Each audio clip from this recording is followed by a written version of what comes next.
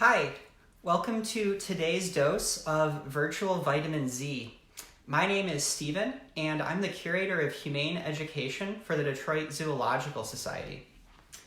Today, I'm going to be sharing the humane education activity of the week with you. And this is an activity that you can do that will help you develop the characteristics of a humane person who is able and willing to take action to help other animals in the environment. And today's activity is that we are going to be writing animal poetry. So you might see that and wonder, well, what does writing poetry have to do with helping other animals in the environment? And the answer is that it has a lot to do with that. At the Detroit Zoological Society, our statement of purpose is celebrating and saving wildlife. And we can do both of those things by reading and writing poetry about animals and the environment. And to give you an example of that, when I was younger and starting to develop my identity as a humane person and a humane educator, one of the things that really inspired me was reading the work of animal poets like Mary Oliver and Gary Snyder, and then other nature writers like Rachel Carson and Barry Lopez. And the reason they inspired me so much was that they challenged me to notice animals who I might otherwise overlook, like, noticing a grasshopper and how this grasshopper is different from every other grasshopper. And they also challenged me to rethink my relationship with those animals. And then I started writing my own poetry, and while I never really thought of myself as being very good, when I was able to let go of, having to have these perfect poems and started thinking about it as a way to express myself in my relationship with other animals, then I noticed even more that it was challenging me to notice animals I would overlook, and it was challenging me to, to rethink my relationship with them. And because this is so important to our development as humane people and humane educators, I want to make sure that you all have the opportunity to start writing your own animal poetry if you don't already. So by doing this activity, we're going to be increasing our reverence for animals, and we're also going to be strengthening our creativity and our empathy, among other things. And some supplies we'll need are a piece of paper and a pencil, a window or outdoor area, but that's actually optional, as you'll see, and then a computer with internet connection, but that also is optional. And some terms that we're going to be learning together include poetic forms, and then 4 particular poetic forms: acrostic, cinquain, haiku, and free verse. Then we're also going to be learning the term anthropomorphism. So to write animal poetry together, we're going to follow 4 steps. The first step is that we're going to choose an animal. Second step is that we're going to choose a poetic form. The third step is that we're going to observe and reflect on that animal. And then the fourth step is that we're going to use the poetic form to write about that animal in our reflection. So when it comes to choosing an animal, there are a lot of places we can look, but 4 I want to encourage you to consider are your home. Think about, living with companion animals. Maybe you could write a poem about your dog or your cat. But also think about the other animals who share our homes. Animals like spiders and ants. And this might be an opportunity to reframe those animals from maybe pests to other living beings who share our space and who we can show reverence for. Another source is our neighborhood. We can look in our backyards or out our windows or go for a walk. Right now, squirrels and birds are very active, so we might write a poem about them. A third source is the Detroit Zoological Society's live animal cameras. And to get there, all you have to do is go to the Detroit Zoo's website at detroitzoo.org.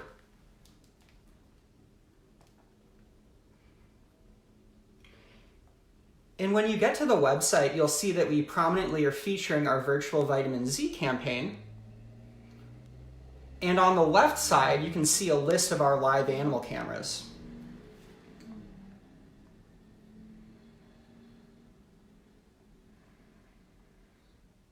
For example, here's some footage from our live penguin camera in the penguin's habitat.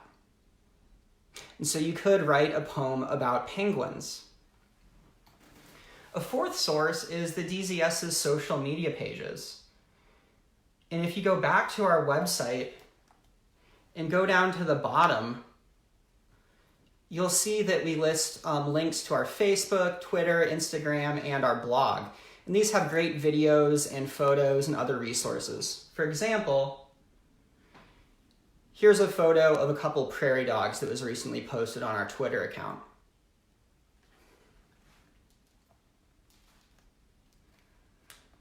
So once we've chosen an animal, we can start thinking about a poetic form we would want to use.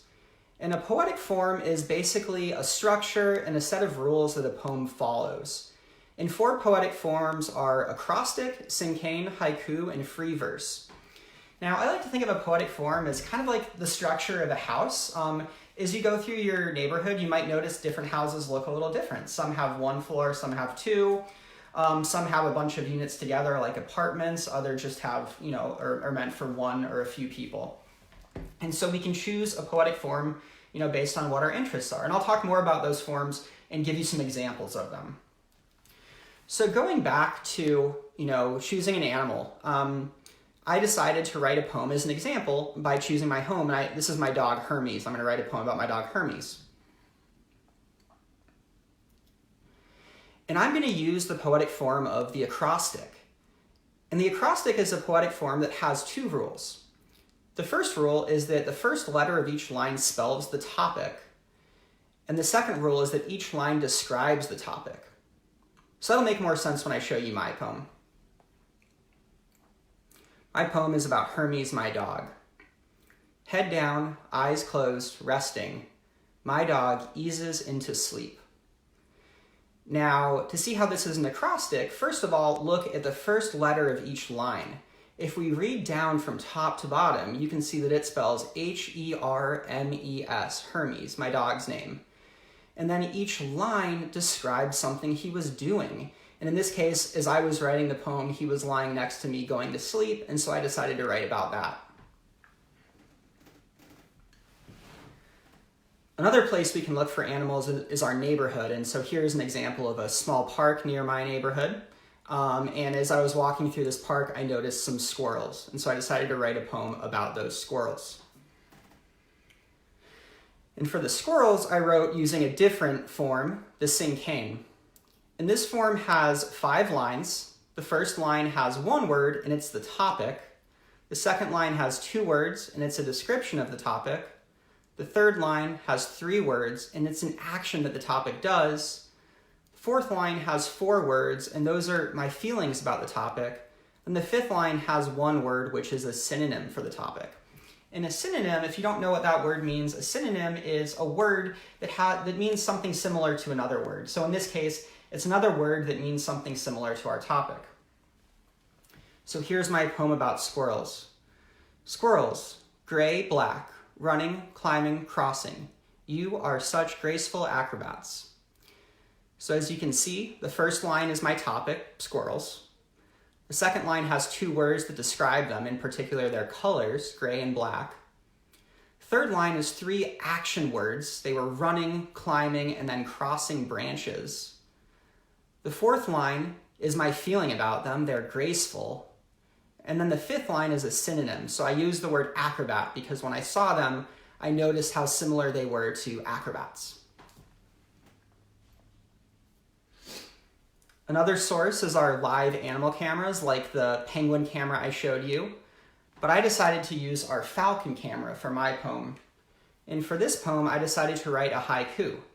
Now, a haiku has 3 lines. First line has 5 syllables that describe the topic. The second line has 7 syllables that describe the topic. And the third line has 5 that describe the topic. And the word syllable refers to the beat of a word. And so to demonstrate that, let's actually use the word syllable. Let's see, how many beats does the word syllable have? Syllable.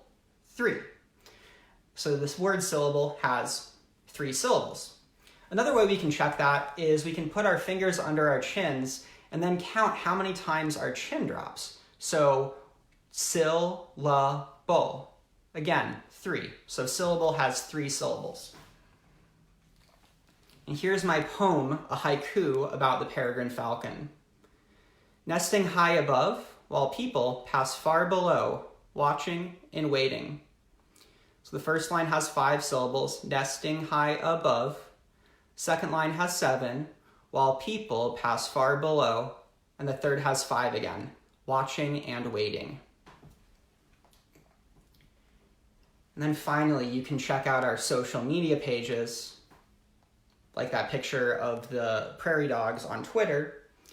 And in this case, I chose the poetic form of free verse, which basically has no rules. There doesn't need to be any particular number of lines or words or syllables. It doesn't need to rhyme or anything like that. It's just a chance for us to really purely express our thoughts. And I chose to write about a photograph of our 2 tiger brothers, Nikolai and Alexei. As I look at these tigers, I wonder what they are thinking. Is it any different from what my brothers thought when we would play together? And so if you look at that, you can see there's no clear pattern to them. It was my chance to express a thought. And in this case, my thought was, how similar am I and my brothers to these brothers? And that leads me to our last vocabulary word, which is anthropomorphism. Anthropomorphism refers to the practice of putting human characteristics onto other animals. And you might have heard that scientists are uncomfortable with anthropomorphism. And that is true to an extent, but it's a little bit more complicated than that. There are different types of anthropomorphism, and some versions of anthropomorphism I would call unreflective or acritical. And these are versions of anthropomorphism where you might see a picture of an animal walking around with human clothes, speaking human languages, and doing human things. And the reason that scientists can be uncomfortable with this type of anthropomorphism is it can lead to misconceptions about animals and the assumption that animals are just like people. And so if we think that something's good for them and because it's good for us, it must be good for them too. And that can lead to some unfortunate situations because animals are different from people. They have different needs. They thrive in different ways. And so something that would make us happy might not be good for them. But there's another type of anthropomorphism we can use. And that is, I call it critical or reflective anthropomorphism. And that's an anthropomorphism where we take our ability to imagine another animal's perspective and combine it with accurate scientific information about that animal's behaviors and cognitive abilities and things like that. And then reflect on that process and think about how can we use this critical anthropomorphism to help those animals. So there is a way that we can use anthropomorphism to help animals. The idea is that it's a tool, it's limited, but it's an important tool if we can use it critically and reflectively. And that leads me back to what I mentioned earlier about how we can use writing animal poetry to help animals. The DZS is home to the Berman Academy for Humane Education, which is a one-of-a-kind humane education initiative that's allowed us to incorporate the principles and practices of humane education into all of our education programs. And the mission of the Berman Academy is to help people help animals. And so I want to close by talking a little bit about how writing animal poetry can actually help animals. As I said earlier, it was reading other people's animal poetry that really started, helping me develop the identity of a humane person. And so I think that, that is one way that we can use our poetry to help animals by sharing it. And by the way, I would encourage you to share any animal poetry you write in our comments section. But by sharing our poetry, we can inspire other people to reflect on animals and maybe change the ways that they relate with animals in a more positive direction. Another way that writing animal poetry can help animals is it can give us a chance to, using that critical anthropomorphism or that reflective anthropomorphism, to give voice to animals who are voiceless, to share their perspectives in an inspiring and convincing way and inspire other people, to change their behaviors. So I really do think that poetry can inspire us, but it can also help animals. And I would encourage you this week to, in addition to observing animals, start writing some of your own animal poetry. And again, I would encourage you to share anything you write in the comments section. So thank you so much for your time. Be sure to tune in tomorrow at 11 my colleague Claire is going to be sharing information about some of the animals who live at the zoo and the work that we're doing to help those animals, as well as other members of their species in the wild. So be sure to tune in then, 11 o'clock tomorrow. And until then, be safe and have a great day. Bye.